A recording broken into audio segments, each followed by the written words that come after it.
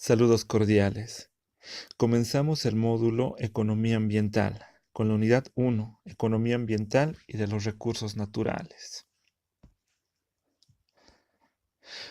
Al hablar de la introducción al contexto y el enfoque de la economía ambiental, debemos reconocer que la economía ambiental trata del estudio de los problemas ambientales con la perspectiva e ideas analíticas de la economía. Si bien la economía se ha desarrollado mejor para lograr el máximo rendimiento de los negocios, en el caso de la economía ambiental, este no se aplica. La economía se divide en microeconomía, la cual estudia el comportamiento de los individuos o pequeños grupos, y la macroeconomía, que se concentra en analizar el desempeño de la economía como un todo, como escalas como las de un país o más grandes. La economía ambiental se va a situar en ambos campos. En este módulo nos enfocaremos más en la situación microeconómica. En este sentido vamos a analizar el por qué y el cómo las personas toman decisiones que tienen consecuencias ambientales y el cómo legislar, es decir, generar política, y operacionalizar, es decir, crear instituciones, con el propósito de equilibrar un poco más estos impactos ambientales con los deseos humanos y sus necesidades. Para poder modelizar estas teorías es necesario generar enfoques económicos. Y una de las preguntas que nos va a guiar para poder modelizar económicamente el comportamiento de la sociedad con respecto a la naturaleza es preguntarnos por qué las personas se comportan de manera tal que ocasionan la destrucción del medio ambiente. Una posible opción teórica es reconocer que las personas contaminan porque no tienen la solidez moral y ética para abstenerse del tipo de comportamientos que causan degradación ambiental. En este sentido, y bajo esta premisa, una posible solución es aumentar el grado de moralidad ambiental. El caso de la institucionalización de los movimientos ambientalistas es un claro ejemplo. Pero, ¿qué ocurre cuando las necesidades son más sensibles y urgentes? En este sentido, desde la definición de necesidades que propone Maslow, podemos darnos cuenta que la moralidad es una necesidad que no va a ser atendida al principio del reconocimiento y la jerarquización de necesidades propias del ser humano, sino que más bien va a ser dejada en última instancia una vez satisfechas otras necesidades.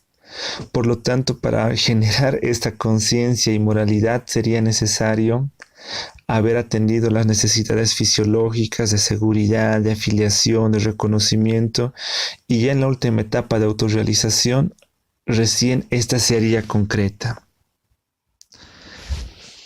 Barryfield nos dice que no es el subdesarrollo moral lo que conduce a la destrucción ambiental, sino más bien es la forma en la que se organiza el sistema económico dentro del cual las personas hacen sus vidas. Una segunda opción para modelizar estos enfoques económicos es reconocer que las personas contaminan porque es la solución más económica, es decir, la más barata para atender sus problemas más prácticos, desde los fisiológicos hacia los superiores, es decir, hacia más arriba de la pirámide de Maslow. Por lo tanto, bajo esta premisa, una posible solución es que las empresas e instituciones que brindan servicios baratos y globalizados tienden más bajar el precio para el consumidor y le delegan la responsabilidad del cuidado ambiental, es decir, le transfieren el costo. En este sentido ya empezamos a ver que pueden haber distorsiones de mercado.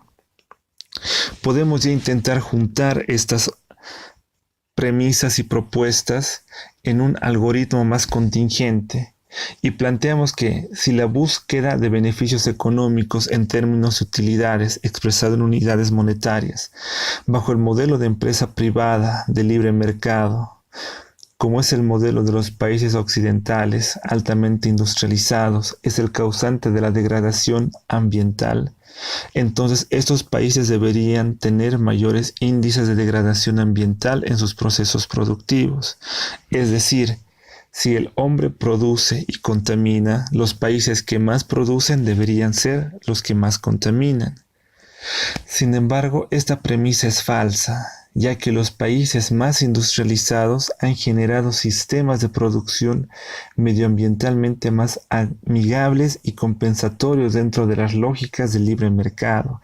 Es decir, con el avance tecnológico y la voluntad política, es posible producir más y ser a la vez más amigable con el medio ambiente.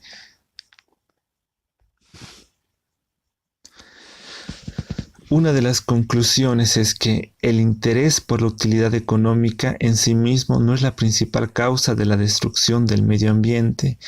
Esto nos da la perspectiva de poder realmente hacer gestión medioambiental. Producir más no siempre es contaminar, sino que hay que ver las mejores tecnologías y los medios más adecuados. Cualquier sistema va a producir impactos ambientales si es que los incentivos del sistema no están estructurados para evitarlos. El incentivo es algo que atrae o rechaza a la gente y que le hace modificar su comportamiento de alguna manera. Hacer viable, por ejemplo, el costo de un servicio o mercantilizar los impactos. Un ejemplo de esto es, por ejemplo, en el caso boliviano, en específicamente el caso de la ciudad de Cochabamba, no importa a nivel doméstico cuánta basura se produce una familia, un hogar o una unidad social. A la hora de generar, a la hora de percibir el servicio de recojo de basura, no importa el volumen de basura que se genera. Otro sería el caso, por ejemplo, si cobraran el servicio de recojo de basura por volumen de basura o por peso de basura. Es el que cobraran por volumen y peso desincentivaría a las personas de producir basura, es decir, produciría menos, como es el caso de esta política pública en países como Suiza. Por otro lado, prohibir la contaminación industrial, la adaptación o la migración empresarial.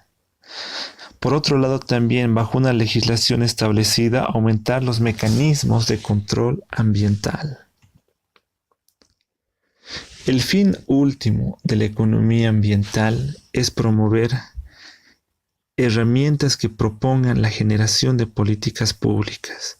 La economía ambiental tiene que desempeñar un papel importante en el diseño de políticas públicas para el mejoramiento de la calidad ambiental.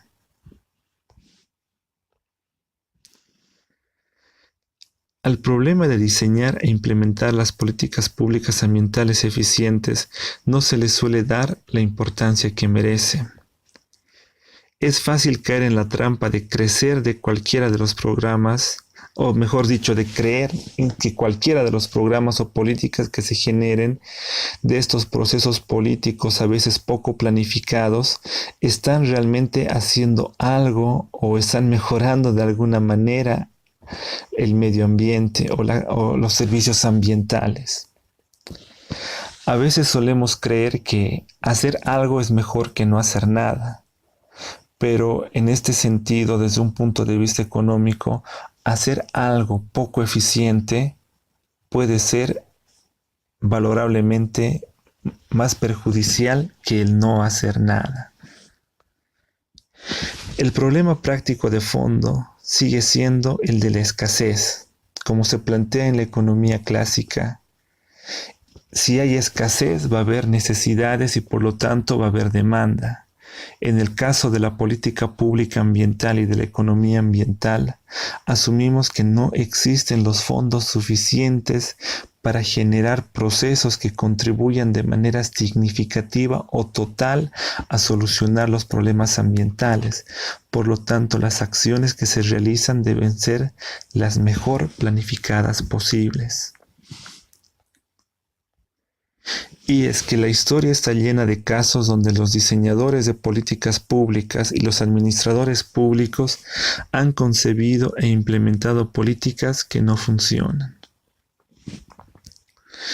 Una forma de diseñar actividades, proyectos, programas o políticas públicas y que se puedan medir su eficiencia real es a través de su dimensión económica, ya que ésta es comparable. En muchos sentidos, poder definir si una acción medioambiental es más efectiva y eficiente es a través de poder valorarla en términos económicos expresados en unidades monetarias. Es decir, si las acciones son efectivas en costo, si obtienen la máxima reducción posible de degradación ambiental con el dinero invertido, sin afectar el acceso y disponibilidad o uso de otros bienes. Y en este sentido damos fin a la primera unidad del módulo 2, Economía Ambiental.